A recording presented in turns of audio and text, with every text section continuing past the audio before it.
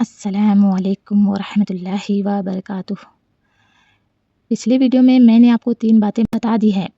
ایک یہ کہ خدا کی اطاعت کے لیے خدا کی ذات و صفات اور اس کی پسندیدہ طریقے اور آخرت کی جزا و سزا کے متعلق صحیح علم کی ضرورت ہے، اور یہ علم ایسا ہونا چاہیے کہ جس پر آپ کو پورا یقین کامل یعنی ایمان حاصل ہو۔ دوسرا یہ کہ اللہ تعالیٰ نے انسان کو اتنے سخت امتحان میں نہیں ڈالا ہے کہ وہ خود اپنی کوشش سے یہ علم حاصل کر لے، بلکہ اس نے خود انسانوں ہی میں بعض بزرگیدہ بندوں یعنی پیغمبروں کو وحی کے ذریعے سے یہ علم عطا کیا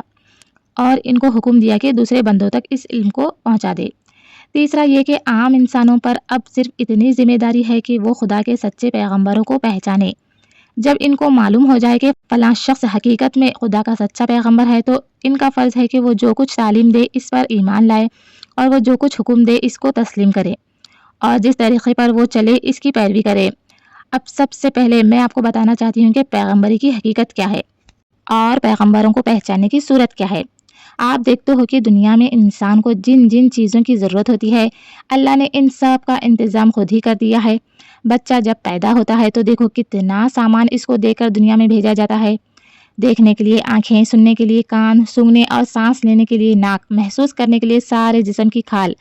کھال میں قوت، لامسا چلنے کے لیے پاؤں، کام کرنے کے لیے ہاتھ، سوچنے کے لیے دماغ، اور ایسے ہی بے شمار دوسری چیزیں جو پہلے سے اس کی سب ضرورتوں کا لحاظ کر کے اس کے چھوٹے سے جسم میں لپیٹ کر رکھ دی گئی ہیں۔ پھر جب وہ دنیا میں قدم رکھتا ہے تو زندگی بسر کرنے کے لیے اتنا سامان اس کو ملتا ہے جس کو ہم شمار بھی نہیں کر سکتے۔ ہوا ہے، روشنی ہے، حرکات ہے، پانی ہے، زمین ہے، ماں کے سینے میں پہلے سے دودھ موجود ہے، ماں اور باپ اور عزیزوں کی حتیٰ کہ غیروں کے دلوں میں اس کی محبت اور شفقت پیدا کر دی گئی ہے، جس سے اس کو پالا پوسا جاتا ہے۔ پھر جتنا جتنا وہ بڑھتا جاتا ہے اس کی ضرورتوں کو پورا کرنے کے لیے ہر قسم کا سامان اس کو ملتا جاتا ہے، اور ایسا معلوم ہوتا ہے کہ گویا زمین و آسمان کی ساری قوتیں اس کی پرورش اور خدمت کے لیے کام کر رہی ہیں۔ اس کے بعد اور آگے بڑھو، دنیا میں کام کرنے کے لیے جتنی قابلیت کی ضرورت ہے وہ سب انسان کو دی گئی ہے۔ جسمانی قوت، عقل، سمجھ بوجھ، گویائی اور ایسی ہی بہت سی قابلیتیں تھوڑی یا بہت ہر انسان میں موجود ہیں، لیکن یہاں اللہ تعالیٰ نے عجیب انتظام کیا ہے۔ ساری قابلیتیں سب انسانوں کو یکساں نہیں دی۔ اگر ایسا ہوتا تو کوئی کسی کا محتاج نہ ہوتا، نہ کوئی کسی کی پرواہ کرتا۔ اس لیے اللہ نے تمام انسانوں کی مجموعی ضرورت کے لحاظ سے سب قابلیتیں پیدا تو انسانوں ہی میں کی، مگر اس طرح کہ کسی کو ایک قابلیت زیادہ دے دی اور دوسرے کو دوسری قابلیت۔ آپ دیکھتے ہو کہ بعض لوگ جسمانی محنت کی قوتیں دوسروں سے زیادہ لے کر آتے ہیں، بعض لوگوں میں کسی خاص ہنر یا پیشے کی پیدائشی قابلیت ہوتی ہے جس سے دوسرے محروم ہوتے ہیں، اور بعض لوگوں میں ذہانت اور عقل کی قوت دوسروں سے زیادہ ہوتی ہے، بعض پیدائشی شبہ سالار ہوتے ہیں، بعض میں حکمرانی کی خاص قابلیت ہوتی ہے، بعض تقریر کی غیر معمولی قوت لے کر پیدا ہوتے ہیں۔ کوئی ایسا شخص پیدا ہوتا ہے کہ اس کا دماغ ریاضی میں خوب لڑتا ہے، حتیٰ کہ اس فن کے بڑے بڑے پیچیدہ سوالات اس طرح حل کر دیتا ہے کہ دوسروں کے ذہن وہاں تک نہیں پہنچ سکتے۔ ایک دوسرا شخص ایسا ہوتا ہے جو عجیب عجیب چیزیں ایجاد کرتا ہے اور اس کی ایجادوں کو دیکھ کر دنیا دنگ رہ جاتی ہے۔ ایک اور شخص ایسا بے نظر قانونی دماغ لے کر آتا ہے کہ قانون کے جو نقطے برسوں غور کرنے کے بعد بھی دوسروں کی سمجھ میں نہیں آتے، اس کی نظر خود بخود ان تک پہنچ جاتی ہے۔ یہ خدا کی دین ہے۔ کوئی شخص اپنے اندر خود یہ قابلیتیں پیدا نہیں کر سکتا، نہ تعلیم و تربیت سے یہ چیزیں پیدا ہوتی ہے۔ دراصل یہ پیدائشی قابلیتیں ہیں، اور خدا اپنی حکمت سے جس کو یہ قابلیت چاہتا ہے عطا کرتا ہے۔ خدا کی اس بخشش پر بھی غور کرو گے تو آپ کو معلوم ہوگا کہ انسانی تمدن کے لیے جن قابلیتوں کی ضرورت زیادہ ہوتی ہے وہ زیادہ انسانوں میں پیدا کی جاتی ہے، اور جن کی ضرورت جس قدر کم ہوتی ہے وہ اسی قدر کم آدمیوں میں پیدا کی جاتی ہے۔ سپاہی بہت پیدا ہوتے ہیں، کسان اور بڑھی لوہار اور ایسے ہی دوسرے کاموں کے آدمی کثرت سے پیدا ہوتے ہیں،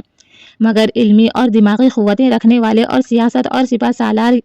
سپہ سالاری کی قابلیتیں رکھنے والے کم پیدا ہوتے ہیں، اور پھر وہ لوگ اور بھی زیادہ کامیاب ہوتے ہیں جو کسی خاص فن میں غیر معمولی قابلیت کے مالک ہوں،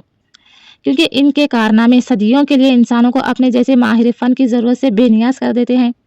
اب سوچنا چاہیے کہ دنیا میں انسانی زندگی کو کامیاب بنانے کے لیے صرف یہی ایک ضرورت تو نہیں ہے کہ انسانوں میں انجینئر، ریاضی دان، سائنسدان، قانون دان، سیاست کے ماہر، معاشیات کے باکمال اور مختلف پیشوں کی قابلیت رکھنے والے لوگ ہی پیدا ہوں۔ ان سب سے بڑھ کر ایک اور ضرورت بھی تو ہے، اور وہ یہ کہ کوئی ایسا ہو جو انسان کو خدا کا راستہ بتائے۔ دوسرے لوگ تو صرف یہ بتانے والے ہیں کہ اس دنیا میں انسان کے لیے کیا ہے اور اس کو کس کس طرح برتا جا سکتا ہے، مگر کوئی یہ بتانے والا بھی تو ہونا چاہیے کہ انسان خود کس کے لیے ہے اور انسان کو دنیا میں یہ سب سامان کس نے دیا ہے اور اس دینے والے کی مرضی کیا ہے، تاکہ انسان اسی کے مطابق دنیا میں زندگی بسر کر کے یقینی اور دائمی کامیابی حاصل کرے۔ یہ انسان کی اصلی اور سب سے بڑی ضرورت ہے،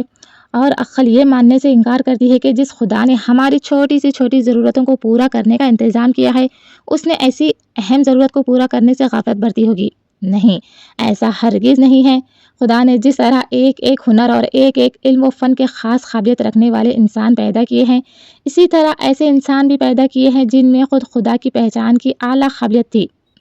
اس نے ان کو دین اور اخلاق اور شریعت کا علم اپنے پاس سے عطا کیا اور ان کو اس خدمت میں مقرر کیا کہ دوسرے لوگوں کو ان چیزوں کی تعلیم دے۔ یہی وہ لوگ ہیں جن کو ہماری زبان میں نبی یا رسول یا پیغمبر کہا جاتا ہے۔ سبحان اللہ۔